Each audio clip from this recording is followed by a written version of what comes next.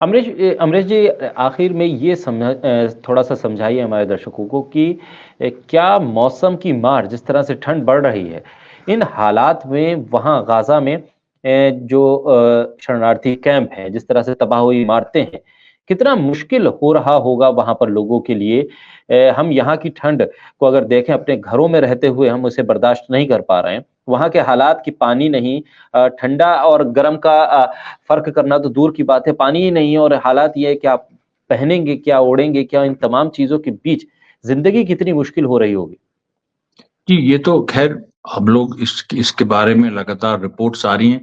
लेकिन मैं आपको बताऊँ कि इसमें भी जो वहाँ का रेज़िस्टेंस है, उसने भी जी, कुछ इंतज़ाम किए हुए हैं, जिसके अच्छा, मतलब इस मौसम के लिए, कि वहाँ के सिविलियंस को वो कैसे मैक्सिमम उससे बचाए और वहाँ जी, पर कंबल वग़ैरह सब बाँटे जाएँ। देखिए, वहाँ की सिचुएशन ऐसी है कि लोगों के घर टूट चुके हैं। जी, 20,000 हाउसिंग यूनिट्स डिमोलिश हो चुकी हैं। 20,000 जी, हाउसिंग हाउसिंग यूनिट्स, मतलब एक हाउसिंग यूनिट में आप कितने घर होंगे? तो जी, 20,000 जब हाउसिंग यूनिट्स डिमोलिश हो चुकी हैं और जी, उसमें मरने वालों की संख्या 20,000 क्रॉस कर गई है, घायल 50,000 से ज़्यादा हैं। तो जी, ऐसी स्थिति में एक एक पूरी बात तो वही है कि जैसे बहुत बड़ा अकाल पड़ता है या बहुत बड़ी भुखमरी आती है। हमने तो अपने इंडिया में ऐसा देखा नहीं, पढ़ा खूब है।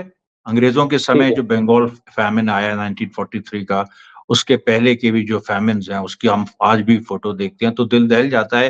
बिल्कुल नरकंकाल इंसान बन बन जाता है, मतलब जो हम लोगों ने ब्रिटिश एरा में जो फ़ैमिन्स देखे। जी, तो फ़िलिस्तीन की भी वो स्थिति नहीं है, लेकिन वहाँ पर लोगों को बेघर कर दिया गया है। लोगों के पास जी, रहने के लिए केवल अब शिविर रह गए हैं और जी, उनके पास कपड़ों की समस्या, खाने की समस्या ये तो है ही, ये तो क्योंकि जी, उस मकान तो सब खत्म हो गए हैं ज़्यादातर। जी, तो कपड़ों की और खाने की समस्या है, सारी चीज़ें हैं। लेकिन देखिए वही बात आ जाती है फिर कि इन जी, सब के होते हुए कोई सरेंडर करने को तैयार नहीं। वहाँ के ठीक, सिविलियन भी सरेंडर करने को जी, तैयार नहीं। नहीं तो अभी तक देखिए हमास के खिलाफ प्रदर्शन हो गए होते, बहुत सारे।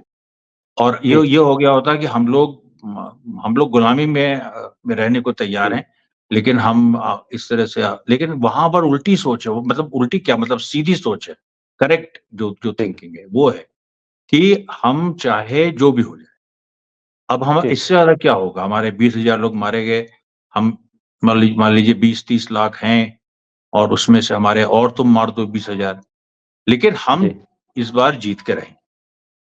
ठीक। ये वाली स्थिति ये वहाँ की मेंटालिटी मैंने तो ऐसा पहले कभी देखा नहीं और पहली जी, बार ये चीज़ है जो दुनिया देख रही है।